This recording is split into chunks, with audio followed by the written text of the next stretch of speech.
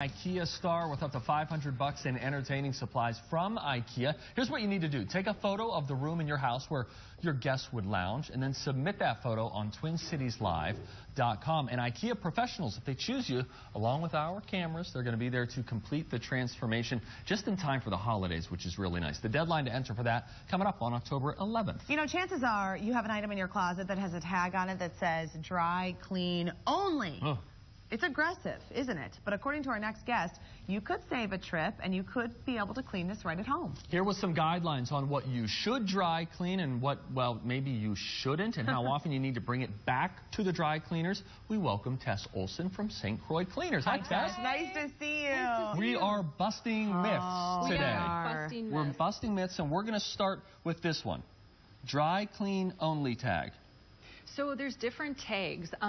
Garment manufacturers are required to put at least one method of cleaning on the clothes. That's nice. So dry clean only, and then there's dry clean, or for best results. There's a difference. There's a difference there, There's right? a difference. Okay, so check your label carefully. What does this mean? It is. Dry clean only means that the fabric materials of that garment have been demonstrated to either lose shape, color, change, size, if they are cleaned by any other method other than dry clean. So, okay, so what are the fabrics? Like, what's an example of what are things made of? Usually dry clean only fabrics are going to be some of your wools, believe it or not, but poly rayon blends, a lot of synthetic and blended fabrics. Okay. So to be clear, though, there is a distinction. Dry clean only, we want to take that one seriously, but if it says dry clean or for best results, they're lying to us. They're not lying. Okay, sorry. What are they doing? What they're doing is giving you what they feel are the best methods to clean it. However, if you have a garment that says dry cleaning or for best results dry clean, and it's like cotton or linen, cashmere, even some of your silks, you gotta be careful with silks, there's still a risk. However, you can do some at-home cleaning methods with those. So you might want to, I would think, you know, kind of think about how expensive is the item. You know, if it's like your favorite. Yeah, if it's an inexpensive something that maybe you're not as attached to, try it out at home. If it's something that you really invested in, then just bring it to the pros. You're safer. Yeah. You know, $8, you're safer. Yeah. But I'm guessing there's got to be a specific way that you wash and dry that at home. There is. It depends a little on the fabric. However, some key points are hand wash, delicate cycle. No spin cycle, no extraction. That can really be hard on the fibers. Okay. And then either hang to dry or lay flat to dry or just use your air fluff cycle. Okay, myth number 2. Listen to this, folks. Using club soda will get rid of a stain. How many dinner parties have you been at? Someone spills wine and it is a massive dash to find the club soda. Right. You say this is a myth? It's a myth. Busted. So club soda, while it might get out 1 or 2, it really can actually set stains. Really? It can. So like if you look at like that shirt collided with a cup of coffee over there. Oh, look at this, that's you guys. actually, I mean, that's such a common stain driving in the car, splashes everywhere. Yeah. So if you actually put club soda on that, it might flush out like 50% of it. It's going to leave, however, the dyes and the acid in the coffee, and it actually like shellacks the stain in there and makes it more It works it in as opposed to working it out. It seals it in. Okay, so what's the best way to get rid of it?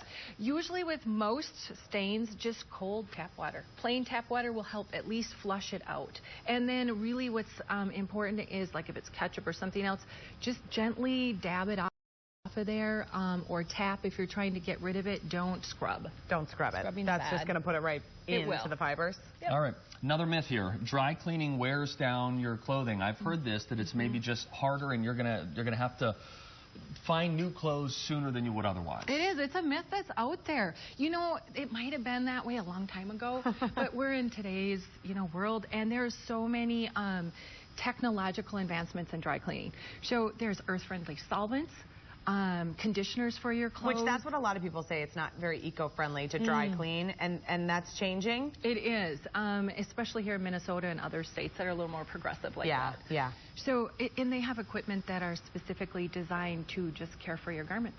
So it's going to extend the life of your It will. clothes. It absolutely extends the life of your garments. I would think, too, especially with, like, coats and things like that, where, you know, if you're wearing it all year, all winter, and then you busted out the next forget one. About. Yeah. Exactly. Okay. Yes. Here is the lie that is innate in the title. Dry cleaning does not involve liquids. I know. What's the truth? Is here? it time to change your name?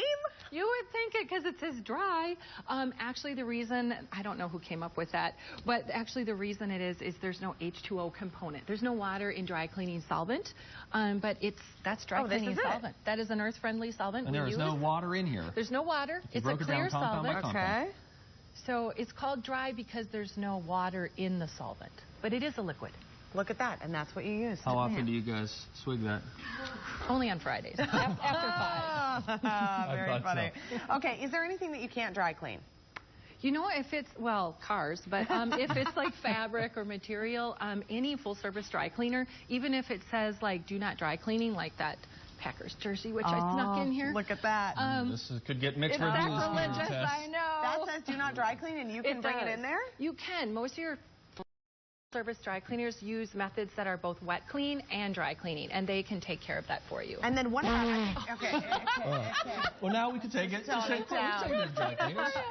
I think, are some really good guidelines, though. How often should you be bringing things in? Yeah, because this, you know, some people are like, oh, every time I wear it, do I need to bring it to the dry cleaners? You say no. No, you really don't, unless you really spill something on it. So, for example, if you have a suit, let's say you wear a suit and you wear it once a week. Usually, if you keep it clean, it's how you wear it, no stains on it, no deodorant, that type of thing, you could probably get a good 4 wears out of it. Okay, good. A dress, let's say a fancy dress, you might only wear it once a month.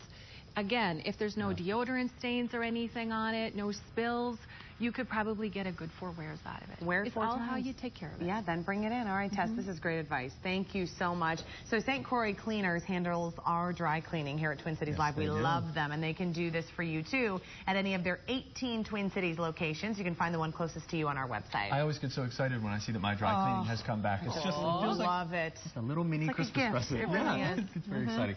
Starting October 15th, St. Croix Cleaners will be collecting professional coats, which will be given to Ready for Success. This is a nonprofit outfitting professionals who are looking for work.